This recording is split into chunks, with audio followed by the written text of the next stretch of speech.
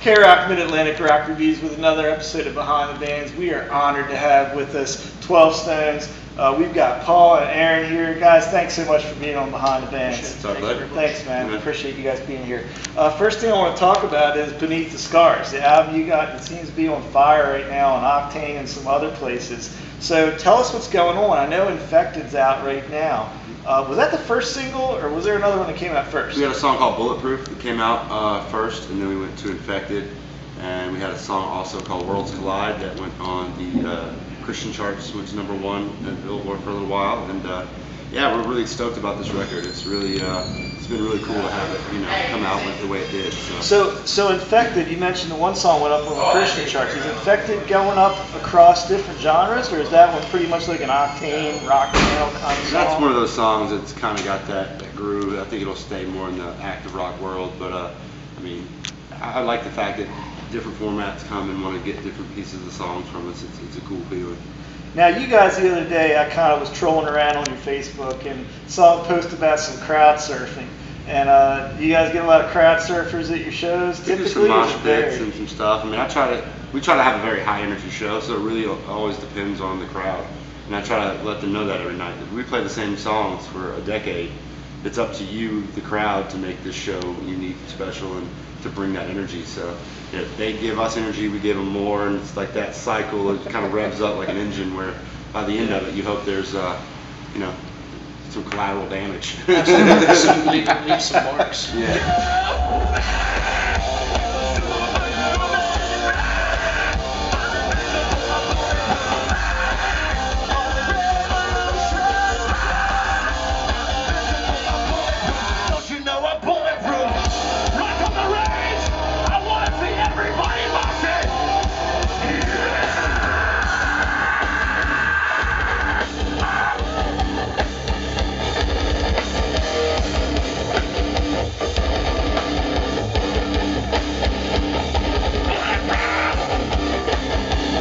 Front row for you guys at Rock on the Range, and I've kind of always described that as the World Series of crowd surfing. Would that be an accurate depiction? I mean, have you seen any place wilder than that? And I'd be curious where it was if you have.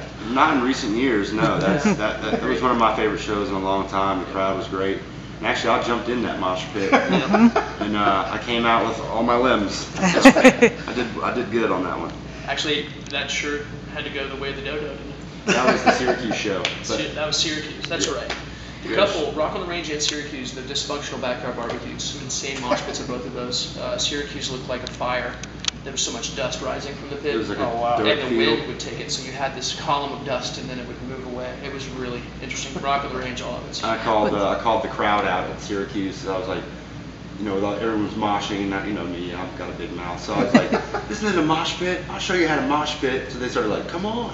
So I just jumped down in there and mosh pitting with everybody. When I got on, I had a white button-up shirt on with a vest and a tie. I got out and the sleeves were brown. I had to throw the shirt away. It looked like he rolled in the ground, in the mud of the ground. Yeah, it looked like I'd done a mudslide across the field. It was just demolished.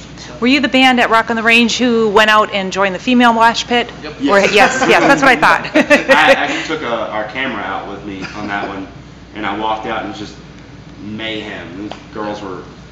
I don't know if you've ever seen one of those when Ms. Marr's talking about. I've never seen an all-female mosh pit before, and that thing just broke out, and then Paul's next thing you know, jumping out in the middle of that sucker. We couldn't see it from where we were standing, but we heard you describe it. I was too busy lifting people over your head while I'm trying to save your camera. So.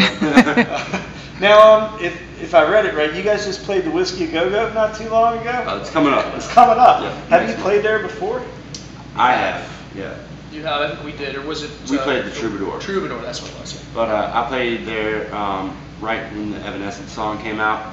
I got to go on stage and perform Bring Me to Life with them, but the microphone wasn't working. And this was before the song was popular. It was like right when it was happening. Yeah. So they didn't announce me or anything. I just sort of like a little kid walked on stage. I grabbed the mic, did the whole rap part, realized the mic wasn't working, but I just kept going thinking somebody would eventually turn it on. And they didn't. So then I put the mic back up and walked off the stage, and no one ever said a word. Like, oh, that was Paul from 12 Stones. It was, and I had to stand in the back of myself going, oh, I can't believe that just happened. So hopefully this experience will be much better. We actually just saw Evanescence last night, and frankly, for the first time. And I only recently realized that was you. How often do you get that? That, oh my God, you're the guy on Bring Me to Life. Is that a common? More common than, hey, you're the guy from 12 Stones. I've been called the Wake Me Up guy. You know, it's, everyone thought I was in Evanescence because that was the first single. That's how it was presented. Everyone thought that there was a guy and a girl singer the whole time. And so when I do a lot of interviews, people are like, oh, so after you quit Evanescence, is that when you started 12 Stones? I'm like, 12 Stones was out like 2.5 years before that even came up. We were already working on our second record at that point. So. We're real big into working with a group called Voice of Warriors that supports wounded troops. And I noticed you guys did some things right about this time last year in Japan. Mm-hmm. Can you talk a little bit about what you did overseas with troops? We were very fortunate to go over there with the Armed Forces Entertainment. They brought us over there. We went to Japan for 2 weeks, and we basically just played shows for all the troops, their families. We got to go visit all the different little units and meet some amazing men and women that protect us every single day. And it's so important. We're very, very pro-military personnel. We're very, very pro-families of those people because we're gone a lot. While we're not getting shot at every day, we know how hard it is to be away from loved ones. So adding the stress of being in a war or whatever, it's got to be just an unbelievable strain on your human psyche, but they're just so cheerful and happy to be doing what they do, and it was an honor to go over there for us. Everyone's like, oh, it's so nice to meet you, and we're all, so nice to meet you. You're doing, we sing songs, that's what we do. You guys are protectors. We all grew up in military families too, and law enforcement, whether it be cousins or grandfathers, fathers, uncles, aunts, all of it. And so that was a really big part of our lives even before we were ever playing instruments or thinking about being musicians was, pictures around the house of the soldiers and the family. And, it's a big deal. So. The new album you guys have out, it's a pretty, I would call it kind of diverse album. There's some ballads, some power ballads, some heavier stuff. Was that kind of planned? Did you plan, or did you just say, I'm going to pick the 12 or 13 best songs? What goes into that process? I think you always want to put your best foot forward. You want to put your best songs out there. There was never really a plan with us in the studio. And I find that it's good for us to not go in and say, well, we're going to play this. Some songs, like for instance, on the third album, Anthem for the Underdog, when we did that record, the song Anthem for the Underdog was written in like 5 minutes, just sitting in a room.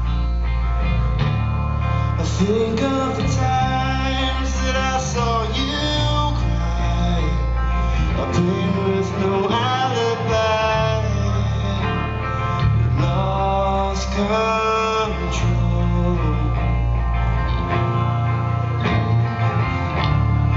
I'd rather die than go through this life knowing that I'm to blame. Honestly, time won't change a thing, baby.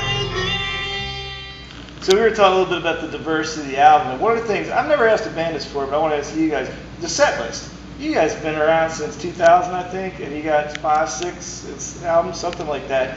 How do you figure it out? I mean, I know you want a little of the new. Who decides, and do you fight over it? We actually, most nights, we don't even make a set list. I'll just turn around to Aaron and be like, what do you want to play now? Just kind of. We kind of put together like 15 songs. We did a show at the House of Blues in June, and so we did a set list for that one, and we had Eric's dad step up and do a solo piece on there, and that was pretty amazing. So what we did is we kind of drew it up for that to kind of find a breaking point, like an intermission where his dad can come up and we play it. So we've kind of gone off that, but it's hard. I know where you're going, and it is hard because there's 30. Well, I guess now we're going to be over 40 songs to choose from over 11 years. There's some you have to play. We can't get away with not playing Broken. Yeah. And I'd be upset we if barely you get away with not playing The Way I Feel. Yeah. But we do have to play Lie to Me. We have so many fans that come up and have, they love the deep cuts, and that's what I love. Like, people want a song that's like, never been a single, was on the second record. They're like, the other night a guy said, "Can you play 3 Leaf Loser?" I'm like, I haven't even heard that song in 6 years, let alone played it. I'm like, sorry, man. The answer is yes, we would love to play that song, but we to. haven't. It's not in the repertoire. It would sound about as good as you trying to play it right now. I know about as much as the guy asking me probably to play it. There's a lot. Yeah. like I said, I was kind of trolling around your Facebook a little bit. You had a really cool picture of Niagara Falls up there the other day.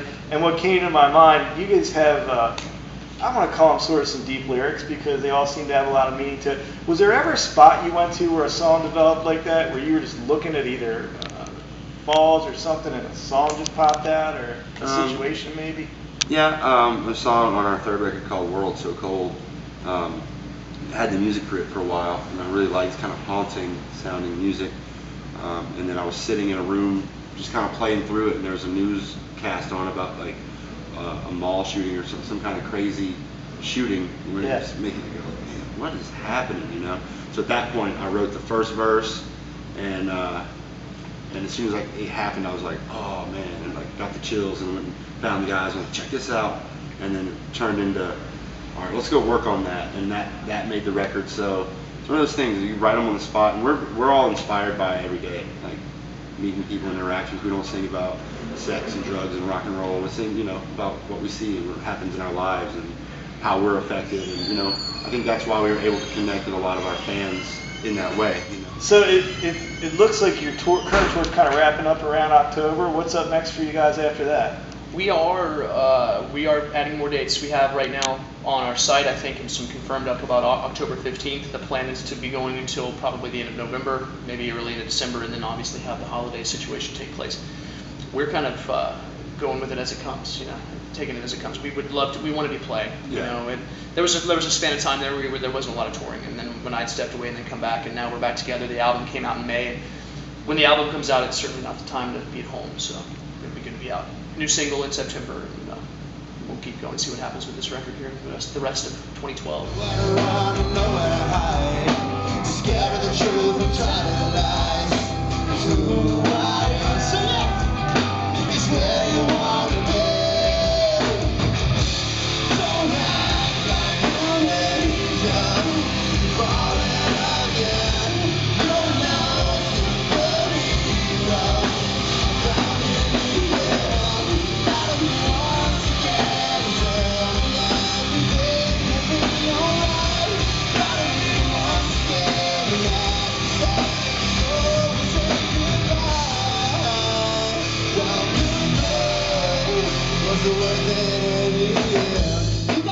Going home, do you go to music down in Louisiana? It seems like a big music area. I mean, do you go to blues and stuff? Do you like rock clubs? If you're, are you sick of rock?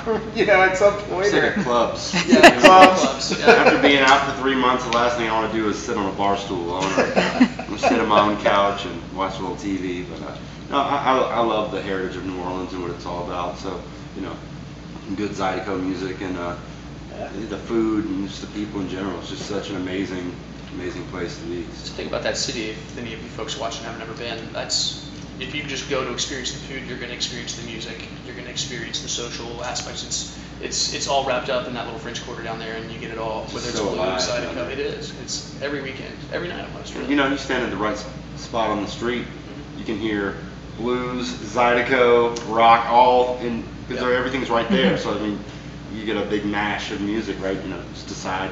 Follow your ear, which one you want to wander into. Anybody 12 Stones. I've been listening to them since 2000. Bought the first album as soon as it came out. A big supporter of these guys. We love them. We've been seeing them since back at the York Fair. I can't remember when else. Go out and see them live. And as I said, whether you're at Rock on the Range or if you're at Record Theater, you want to catch this band live, go out and get the new album, Beneath the Scars. Guys, thank you so much, and I appreciate you being on Behind the Bands. 12 Stones, guys, go check them out live. Tour dates on Facebook.